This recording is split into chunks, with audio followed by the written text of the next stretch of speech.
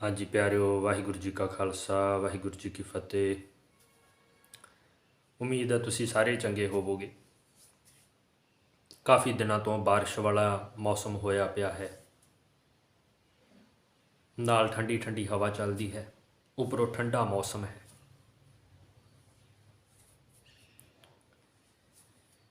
Net 'ਤੇ ਤਾਂ ਭਾਵੇਂ 7-8 ਦਿਨ ਲਿਖੀ ਹੋਈ ਸੀ ਬਾਰਿਸ਼, ਪਰ ਇਹ ਜਿਹੜਾ ਮੌਸਮ ਬਣਿਆ ਹੋਇਆ ਵਿੱਚੋਂ ਬਾਰਿਸ਼ ਹਟ ਜਾਂਦੀ ਹੈ। ਭਾਵੇਂ ਇਹ ਸਾਰਾ ਆਲ ਇੰਡੀਆ ਦੇ ਵਿੱਚ ਹੀ ਹੋ ਰਿਹਾ, ਬਾਰਿਸ਼ ਵਿੱਚੋਂ ਹਟ ਜਾਂਦੀ ਹੈ, ਵਿੱਚੋਂ ਹੋਣ ਲੱਗ ਜਾਂਦੀ ਹੈ, ਵਿੱਚੋਂ ਠੰਡੀ ਹਵਾ ਆਉਣ ਲੱਗ ਜਾਂਦੀ ਹੈ। ਉਮੀਦ ਹੈ ਤੁਸੀਂ ਸਾਰੇ ਖੁਸ਼ ਹੋਵੋਗੇ, ਚੜ੍ਹਦੀ ਕਲਾ 'ਚ ਹੋਵੋਗੇ। ਪਿਆਰਿਓ, ਅੱਜ ਆਪਾਂ ਵਿਚਾਰ ਕਰਾਂਗੇ ਵੀ ਜਿਹੜਾ ਰੱਬ ਹੈ, ਪ੍ਰਮਾਤਮਾ ਹੈ, ਪਰਮੇਸ਼ਰ ਹੈ, ਅਕਾਲ ਪੁਰਖ ਹੈ, ਉਹ ਕਿਹਨਾਂ ਨੂੰ ਮਿਲਦਾ ਹੈ। ਕੀ ਨਾਂਗਿਆਂ ਨੂੰ ਰੱਬ ਮਿਲਦਾ ਹੈ? ਕਿ ਜਿਨ੍ਹਾਂ ਨੇ ਟਿੰਡਾਂ ਕਰਾਈਆਂ ਨੇ, ਆਪਣੇ ਸਾਰੇ ਸਰੀਰ ਦੇ ਵਾਲ ਮਨਾਏ ਨੇ, ਜਾਂ ਕਹਿ ਲਓ ਮੁੰਡਨ ਕਰਾਇਆ ਹੈ ਸਿਰ ਦਾ, ਕੀ ਉਹਨਾਂ ਨੂੰ ਰੱਬ ਮਿਲਦਾ ਹੈ? ਜਾਂ ਜਿਨ੍ਹਾਂ ਨੇ ਵਿਆਹ ਨਹੀਂ ਕਰਵਾਏ, ਬਿਹੰਗਮ ਨੇ, ਸੰਨਿਆਸੀ ਬਣ ਗਏ ਜਿਹੜੇ, ਉਹਨਾਂ ਨੂੰ ਰੱਬ ਮਿਲਦਾ ਹੈ? ਭਗਤ ਕਬੀਰ ਸਾਹਿਬ ਜੀ ਪਖੰਡ 'ਤੇ ਕਰਾਰੀ ਚਪੇੜ ਮਾਰਨ ਡਏ ਨੇ, ਕਿਉਂਕਿ ਜਿਹੜੇ ਸਾਡੇ ਭਗਤ ਸਾਹਿਬਾਨ ਜਾਂ ਗੁਰੂ ਸਾਹਿਬਾਨ ਹੋਏ ਨੇ, ਉਹਨਾਂ ਦੀ ਜਿੰਨੀ ਬਾਣੀ ਹੈ ਸਾਰੀ ਪਖੰਡ 'ਤੇ ਕਰਾਰੀ ਚਪੇੜ ਹੈ। ਉਹ ਵੱਖਰੀ ਗੱਲ ਹੈ, ਅੱਜ ਵੀ ਅੱਜ ਦਾ ਜੋ ਸਮਾਂ ਚੱਲਣ ਡਿਆ ਇਸ ਵਿੱਚ ਆਲੇ ਦੁਆਲੇ ਸਾਰੇ ਪਾਸੇ ਪਖੰਡ ਹੀ ਛਾਇਆ ਹੋਇਆ ਹੈ।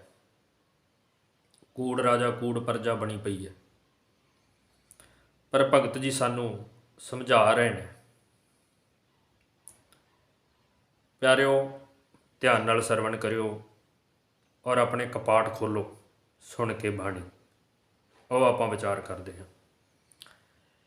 ਭਗਤ ਜੀ ਪਹਿਲੀ ਪੰਕਤੀ ਵਿੱਚ ਫਰਮਾਨ ਕਰਦੇ ਨੇ, ਨਗਨ ਫਿਰਤ ਜੋ ਪਾਈਐ ਜੋਗ, ਬਨ ਕਾ ਮਿਰਗ ਮੁਕਤ ਸਭ ਹੋਗ। ਯਾਰ ਜਿਹੜੇ ਇੱਥੇ ਮਿਰਗ ਦੀ ਗੱਲ ਕੀਤੀ ਗਈ ਹੈ, ਆਪਾਂ ਸਾਰਿਆਂ ਨੂੰ ਪਤਾ ਹੈ ਮਿਰਗ ਹੈ ਜਿਹੜਾ ਉਹ ਹਿਰਨ ਨੂੰ ਕਿਹਾ ਜਾਂਦਾ ਹੈ। ਪਰ ਇੱਕ ਦੋ ਟੀਕਾਕਾਰਾਂ ਨੇ ਮਿਰਗ ਦੇ ਅਰਥ ਪਸ਼ੂ ਕੀਤੇ ਨੇ, ਜਿਵੇਂ ਡੰਗਰ, ਮੱਝਾਂ ਆਦਿਕ, ਸ਼ੇਰ, ਹੋਰ ਜੰਗਲੀ ਜਾਨਵਰ, ਭਾਵ ਕਿ ਜਿੰਨੇ ਵੀ ਪਸ਼ੂ ਨੇ ਉਸ ਦੇ ਅਰਥ ਮਿਰਗ ਵੀ ਕੀਤੇ ਨੇ ਇੱਕ ਦੋ ਜਾਣਿਆਂ ਨੇ। ਵੈਸੇ ਆਪਾਂ ਤਾਂ ਸਾਰੇ ਜਾਣਦੇ ਹੀ ਹਾਂ ਕਿ ਮਿਰਗ ਹੈ ਜਿਹੜਾ ਉਹ ਹਿਰਨ ਹੁੰਦਾ ਹੈ। ਭਗਤ ਜੀ ਕਹਿੰਦੇ ਕਿ ਜੇ ਭਾਈ ਨਾਗੇ ਬਣ ਕੇ ਨੰਗੇ ਰਹਿ ਕੇ ਰੱਬ ਮਿਲਦਾ ਹੁੰਦਾ ਤੇ ਸਭ ਤੋਂ ਪਹਿਲੇ ਰੱਬ ਮਿਲਣਾ ਸੀ ਪਸ਼ੂਆਂ ਨੂੰ, ਕਿਉਂਕਿ ਇਨਸਾਨ ਕੱਪੜੇ ਪਾਉਂਦਾ ਹੈ, ਆਪਾਂ ਕੱਪੜੇ ਪਾਏ ਹੋਏ ਨੇ। ਪਸ਼ੂ ਤਾਂ ਕਦੀ ਕੱਪੜੇ ਨਹੀਂ ਪਾਉਂਦੇ। ਹਿਰਨ ਆਦਿਕ, ਮੱਝਾਂ, ਗਾਵਾਂ, ਕੁੱਤੇ, ਇਹ ਕੱਪੜੇ ਨਹੀਂ ਪਾਉਂਦੇ। ਕਹਿੰਦੇ ਜੇ ਨੰਗੇ ਰਹਿ ਕੇ ਰੱਬ ਮਿਲਦਾ ਹੁੰਦਾ ਤਾਂ ਸਭ ਤੋਂ ਪਹਿਲੇ ਕਿਹਨਾਂ ਨੂੰ ਮਿਲਣਾ ਸੀ? ਪਸ਼ੂਆਂ ਨੂੰ। ਫਿਰ ਅਗਲੀ ਪੰਕਤੀ ਵਿੱਚ ਕਹਿੰਦੇ ਨੇ, ਕਿਆ ਨਾਂਗੇ ਕਿਆ ਬਾਧੇ ਚਾਮ, ਜਬ ਨਹੀਂ ਚੀਨਸ ਆਤਮ ਰਾਮ। ਭਗਤ ਜੀ ਕਹਿੰਦੇ ਚਮੜ ਆਪਣੇ ਤਨ 'ਤੇ ਚਾਹੇ ਜੋ ਮਰਜ਼ੀ ਲਪੇਟ ਲਓ, ਇਹ ਮਿੱਟੀ ਦੀ ਥੈਲੀ ਹੈ, ਜੋ ਮਰਜ਼ੀ ਲਪੇਟ ਲਓ, ਭਾਵੇਂ ਨੰਗੇ ਬਣ ਜਾਓ, ਨੰਗੇ ਹੋ ਜਾਓ, ਭਾਵੇਂ ਚਮੜੀ 'ਤੇ ਕੁਛ ਵੀ ਲਪੇਟ ਲਓ, ਪਰ ਜਿੰਨਾ ਚਿਰ ਕਹਿੰਦੇ ਆਪਣੇ ਆਪੇ ਦੀ ਪਛਾਣ ਨਾ ਹੋਈ, ਮਨ ਜਿਹੜਾ ਉਹਦੇ ਨਾਮ ਵਿੱਚ ਨਾ ਰਤਿਆ ਗਿਆ ਅਕਾਲ ਪੁਰਖ ਦੇ, ਓਨੀ ਦੇਰ ਕਹਿੰਦੇ ਜੋ ਮਰਜ਼ੀ ਕਰ ਲਾ, ਰਾਮ ਨਾਮ ਬਿਨ ਮੁਕਤ ਨਾ ਹੋਈ। ਕਹਿੰਦੇ ਕਿਆ ਨਾਂਗੇ ਕਿਆ ਬਾਧੇ ਚਾਮ, ਜਬ ਨਹੀਂ ਚੀਨਸ ਆਤਮ ਰਾਮ। ਜਿੰਨਾ ਚਿਰ ਤੂੰ ਆਤਮਾ 'ਚੋਂ ਪਰਮਾਤਮਾ ਦੀ ਪ੍ਰਾਪਤੀ ਨਹੀਂ ਕਰਦਾ, ਉਹਨਾਂ ਚਿਰ ਕਹਿੰਦੇ ਜੋ ਮਰਜ਼ੀ ਲਪੇਟੀ ਚੱਲ ਤਨ ਉੱਤੇ, ਜਿਹੜੇ ਮਰਜ਼ੀ ਕੱਪੜੇ ਪਾ ਲਾ, ਭਾਵੇਂ ਚਿੱਟੇ ਬਸਤਰ ਧਾਰਨ ਕਰ ਲਾ, ਭਾਵੇਂ ਭੰਗਵੇਂ ਬਸਤਰ ਧਾਰਨ ਕਰ ਲਾ, ਅਤੇ ਭਾਵੇਂ ਨੀਲੇ ਪਾ ਲੈ, ਜੋ ਮਰਜ਼ੀ ਪਾ ਲੈ, ਚਾਹੇ ਦਮਾਲਾ ਵੱਡਾ ਬੰਨ੍ਹ ਲੈ, ਚਾਹੇ ਮੇਰੇ ਵਰਗੀ ਇੰਨੀ ਕੁ ਛੋਟੀ ਜਿਹੀ ਪੱਗ ਬੰਨ੍ਹ ਲੈ, ਚਾਹੇ ਜੋ ਮਰਜ਼ੀ ਕਹਿੰਦੇ ਬੰਨ ਲਾ ਸਿਰ ਤੇ, ਤਨ ਉੱਤੇ ਲਪੇਟ ਲਾ। ਪਿਆਰਿਓ, ਬਾਣਾ ਪਾਉਣਾ ਕੋਈ ਮਾੜੀ ਗੱਲ ਨਹੀਂ ਹੈ, ਪਰ ਕੱਲਾ ਚੋਲਾ ਪਾਉਣ ਨਾਲ ਤਾਂ ਰੱਬ ਦੀ ਪ੍ਰਾਪਤੀ ਨਹੀਂ ਨਾ ਹੁੰਦੀ। ਉਹ ਤਾਂ ਬੜੀ ਮੁਸ਼ਕਲ ਘਾਟੀ ਹੈ। ਤੇ ਉਹ ਘਾਲਣਾ ਜਿਹਨੇ ਘਾਲ ਲਈ ਹੈ, ਉਹ ਭਾਵੇਂ ਪੈਂਟ ਕਮੀਜ਼ 'ਚ ਤੁਰਿਆ ਫਿਰਦਾ ਸੰਸਾਰ ਵਿੱਚ, ਕਿਉਂਕਿ ਗ੍ਰਿਸ਼ਤੀ ਨੀਵੇਂ ਥੋੜ੍ਹੀ ਨੇ। ਗ੍ਰਿਸ਼ਤੀਆਂ ਨੂੰ ਤਾਂ ਉੱਚੇ ਕੀਤਾ ਮਹਾਰਾਜ ਜੀ ਨੇ। ਅੱਗੇ ਆਪਾਂ ਸੁਣਦੇ ਹਾਂ। ਅੱਗੇ ਭਗਤ ਜੀ ਫਰਮਾਨ ਕਰਦੇ ਨੇ, ਮੂੰਡ ਮੁੰਡਾਏ ਜੋ ਸਿਧ ਪਾਈ, ਮੁਕਤੀ ਭੇਡ ਨਾ ਗਈਆ ਕਾਈ। ਕਹਿੰਦੇ ਜੇ ਮੁੰਡਨ ਕਰਕੇ, ਕਈ ਵਾਰੀ ਆਪਾਂ ਵੇਖਦੇ ਨਹੀਂ ਸੰਸਾਰ ਵਿੱਚ, ਕਈਆਂ ਨੇ ਜਮਾਂ ਹੀ ਟਿੰਡ ਰਗੜਾਈ ਹੁੰਦੀ ਹੈ। ਕਹਿੰਦੇ ਜੇ ਮੁੰਡਨ ਕਰਕੇ ਸਿਰ ਦਾ ਟਿੰਡ ਕਰਵਾ ਕੇ ਹੀ ਰੱਬ ਮਿਲਦਾ, ਤਾਂ ਫਿਰ ਸਭ ਤੋਂ ਪਹਿਲੇ ਕਿਹਨਾਂ ਨੂੰ ਮਿਲਣਾ ਸੀ? ਭੇਡਾਂ ਨੂੰ। ਕਿਉਂਕਿ ਪਿਆਰਿਓ, ਸਭ ਨੂੰ ਪਤਾ ਹੈ ਭੇਡਾਂ ਦੇ ਵਾਲਾਂ ਤੋਂ ਉੱਨ ਬਣਦੀ ਹੈ, ਗਰਮ ਕੱਪੜੇ ਬਣਦੇ ਨੇ। ਅਤੇ ਜਦੋਂ ਉਹਨਾਂ ਨੇ ਉੱਨ ਬਣਾਉਣੀ ਹੁੰਦੀ ਹੈ, ਉਦੋਂ ਭੇਡ ਦੀ ਚੰਗੀ ਤਰ੍ਹਾਂ ਉਹਦਾ ਮੁੰਡਨ ਕਰਦੇ ਨੇ। ਮੁੱਢੋਂ ਲੈ ਕੇ ਉਹਦੇ ਵਾਲ ਪੱਟਦੇ ਨੇ, ਕੱਟ ਦਿੰਦੇ ਨੇ। ਕਹਿੰਦੇ ਜੇ ਮੁੰਡਨ ਕਰਕੇ ਰੱਬ ਮਿਲਦਾ ਹੁੰਦਾ ਤੇ ਸਭ ਤੋਂ ਪਹਿਲੇ ਰੱਬ ਮਿਲਣਾ ਸੀ ਭੇਡਾਂ ਨੂੰ। ਫਿਰ ਅੱਗੇ ਫਰਮਾਨ ਕਰਦੇ ਨੇ, ਬਿੰਦ ਰਾਖ ਜੋ ਤਰੀਐ ਭਾਈ, ਖੁਸਰੇ ਕਿਉਂ ਨਾ ਪਰਮਗਤ ਪਾਈ। ਕਹਿੰਦੇ ਜੇ ਬਿੰਦ ਰੱਖ ਕੇ, ਭਾਵ ਕਿ ਸੰਨਿਆਸੀ ਬਣ ਕੇ, ਵਿਹੰਗਮ ਬਣ ਕੇ, ਵਿਆਹ ਨਾ ਕਰਵਾ ਕੇ ਰੱਬ ਮਿਲਦਾ ਹੁੰਦਾ, ਤਾਂ ਸਭ ਤੋਂ ਪਹਿਲੇ ਕਿਹਨਾਂ ਨੂੰ ਮਿਲਣਾ ਸੀ ਰੱਬ? ਖੁਸਰਿਆਂ ਨੂੰ। ਸਭ ਤੋਂ ਵੱਡੇ ਬ੍ਰਹਮ ਗਿਆਨੀ ਤਾਂ ਫਿਰ ਖੁਸਰੇ ਹੋਣੇ ਸੀ ਦੁਨੀਆ 'ਤੇ। ਧਨ ਜਨ, ਸਭ ਤੋਂ ਧਨ ਜਨ ਫਿਰ ਖੁਸਰੇ ਹੋਣੇ ਸੀ, ਜੇ ਕਹਿੰਦੇ ਵਿਆਹ ਨਾ ਕਰਵਾ ਕੇ ਰੱਬ ਮਿਲਦਾ ਹੁੰਦਾ। ਦੇਖੋ ਕਿੰਨੀ ਕਰਾਰੀ ਚਪੇੜ। ਪਰ ਆਪਾਂ ਰੱਬ ਮੰਨਦੇ ਹੀ ਉਹਨਾਂ ਨੂੰ ਕਈ ਵਾਰੀ। ਉਹ ਤਾਂ ਜੀਵਨ ਦੀ ਗੱਲ ਹੈ, ਉਹ ਤਾਂ ਆਪਣੀ ਮਰਜ਼ੀ ਹੈ। ਕੋਈ ਨੰਗਾ ਰਵੇ, ਕੋਈ ਭੰਗਵੇਂ ਪਾਵੇ, ਚਿੱਟੇ ਪਾਵੇ, ਵਿਆਹ ਕਰਾਵੇ ਚਾਹੇ ਨਾ ਕਰਵਾਵੇ। ਇਹ ਸਾਰਾ ਕੁਝ ਬਾਹਰ ਦਾ ਬਾਹਰ ਦੇ ਲਿਬਾਸ ਨੇ, ਬਾਹਰ ਦੀਆਂ ਕਿਰਿਆਵਾਂ ਨੇ। ਜ਼ਰੂਰੀ ਨਹੀਂ ਹੈ, ਭਗਤ ਜੀ ਕਹਿੰਦੇ ਵੀ ਇਹਨਾਂ ਨੂੰ ਹੀ ਰੱਬ ਮਿਲਦਾ ਹੈ। ਕਹਿੰਦੇ ਜੇ ਵਿਆਹ ਨਾ ਕਰਵਾ ਕੇ ਰੱਬ ਮਿਲਦਾ ਹੁੰਦਾ, ਤੇ ਸਭ ਤੋਂ ਪਹਿਲੇ ਰੱਬ ਮਿਲਣਾ ਸੀ ਖੁਸਰਿਆਂ ਨੂੰ। ਫਿਰ ਉਹ ਧਨ ਜਨ ਹੋਣੇ ਸਨ।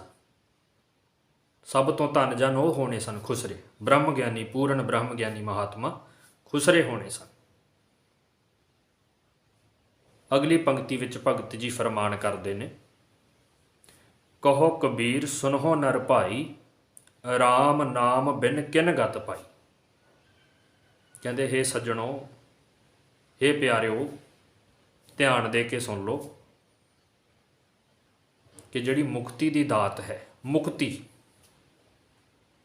ਉਹ ਕਿਹਨਾਂ ਨੇ ਪ੍ਰਾਪਤ ਕੀਤੀ? ਜਿਨ੍ਹਾਂ ਨੇ ਪਰਮੇਸ਼ਰ ਦੇ ਨਾਮ ਵਿੱਚ ਲਿਵ ਲਾਈ।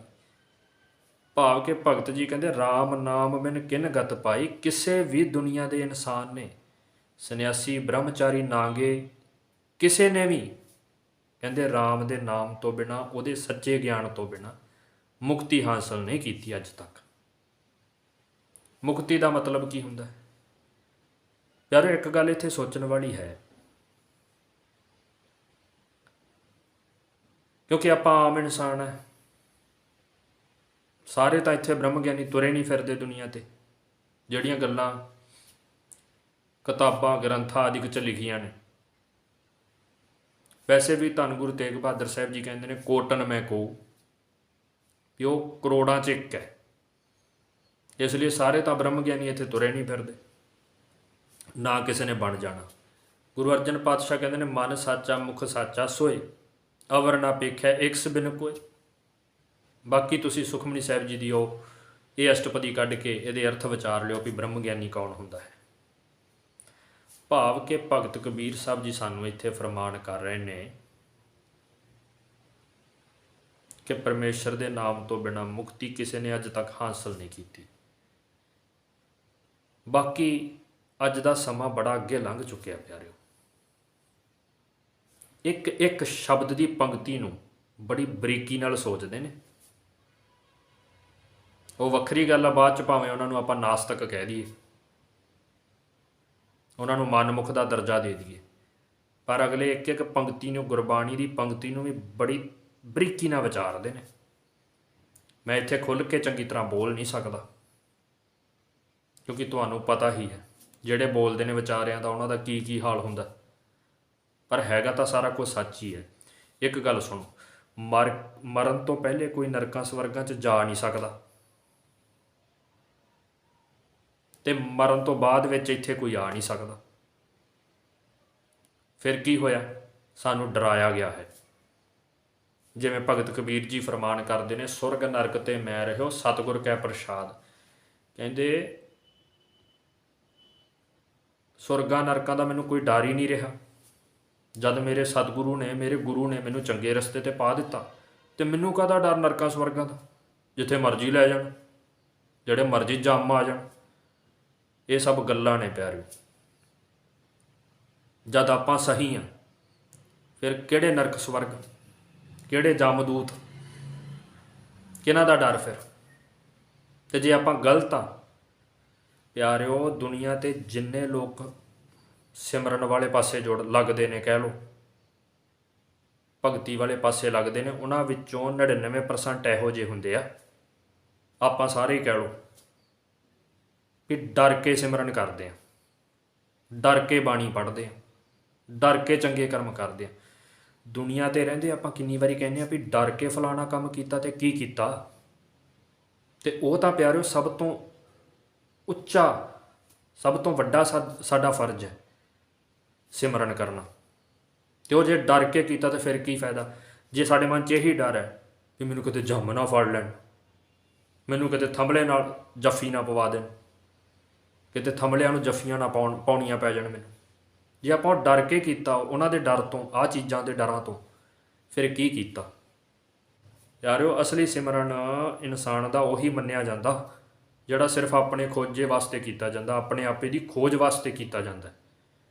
ਜੇ ਆਪਾਂ ਡਰ ਕੇ ਇਹ ਪਾਸੇ ਲੱਗੇ, ਫਿਰ ਕੀ ਲੱਗੇ ਵੀ ਮੈਨੂੰ ਜਮਾਂ ਨੇ ਫੜ ਲੈਣਾ, ਮੈਨੂੰ ਥੰਬਲਿਆਂ ਨਾਲ ਜੱਫੀਆਂ ਪਵਾਉਣਗੇ, ਮੈਨੂੰ ਤੱਤੀ ਨਦੀ 'ਚੋਂ ਲੰਘਾਉਣਗੇ। ਜੇ ਆਪਾਂ ਇਹ ਸਭ ਕੁਝ ਡਰ ਕੇ ਕੀਤਾ, ਫਿਰ ਤਾਂ ਲੱਖ ਲਾਹਨਤ। ਪਰ ਮਹਾਰਾਜ ਤਾਂ ਕਹਿੰਦੇ ਨੇ ਵੀ ਭਾਈ ਉਹ ਤਾਂ ਆਪਣੇ ਆਪੇ ਦੀ ਖੋਜ ਵਾਸਤੇ ਕਰਨਾ ਸੀ। ਇਸ ਲਈ ਸੁਰਗ ਨਰਕ ਤੇ ਮੈਂ ਰਹਿਓ ਸਤਿਗੁਰ ਕੈ ਪ੍ਰਸ਼ਾਦ। ਭਗਤ ਜੀ ਕਹਿੰਦੇ ਮੇਰੇ ਸਤਿਗੁਰੂ ਦੀ ਕਿਰਪਾ ਨਾਲ ਮੈਨੂੰ ਉਹਨਾਂ ਨੇ ਸੱਚਾ ਗਿਆਨ ਦੇ ਦਿੱਤਾ, ਅਤੇ ਉਹਨਾਂ ਦੀ ਕਿਰਪਾ ਨਾਲ ਮੈਨੂੰ ਅੱਜ ਕੋਈ ਡਰ ਹੀ ਨਹੀਂ ਸੁਰਗ ਨਰਕ ਦਾ। ਭਗਤ ਜੀ ਕਹਿ ਰਹੇ ਨੇ, ਅਤੇ ਆਪਾਂ ਉਵੇਂ ਡਰੀ ਜਾਂਦੇ ਹਾਂ।